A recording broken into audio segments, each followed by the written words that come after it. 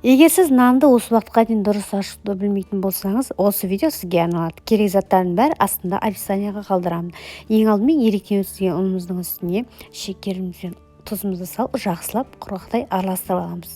Сосын оның үстіне жылы суды құямыз. Ерітілген сары майымызды құямыз және жылы сүтімізді құямыз.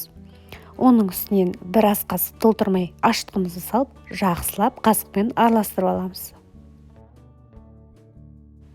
Қасықтың көмегімен біршама араластырып болғаннан соң қолымызбен әрі қарай жақсылап, тағы да қамырымызды жақсылап жұмсақ етіп илеп аламыз. Қамырларымыз бір-біріне бірікті дегенде үстінен аздап сұйық май құйып, тағы да қолымызды майлап алып, жақсылап жылтыр болғанша илеуді жалғастырамыз.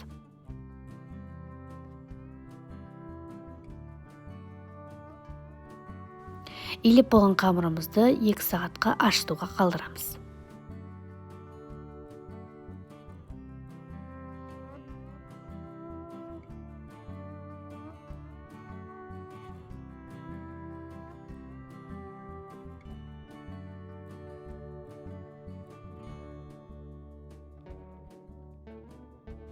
Ашып шыққан қамырымызды дәл осы видеодағыдай бірнеше ұсақ бөлшектерге бөліп, майда зуалылар жасап, үстін жауып 20 минутқа тындырып қалдырасыздар.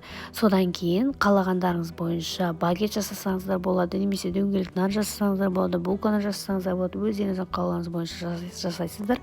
Мен дөңгелек нандар жасадым, сол үшін осылай дөңгелек зуалылар жасап, бетін жауып 20 минутқа қалдырдым. Сосын ісіп шығады. Ісіп шыққаннан кейін кез келген көлем беріп, нандарыңызды пісіріп ала бересіздер. Керектеріңізге жарасын. Каналыма подписаться етуді ұмытпаңыздар. Барлықтарыңызға ас болсын. Сіздер де жазып көріңіздер.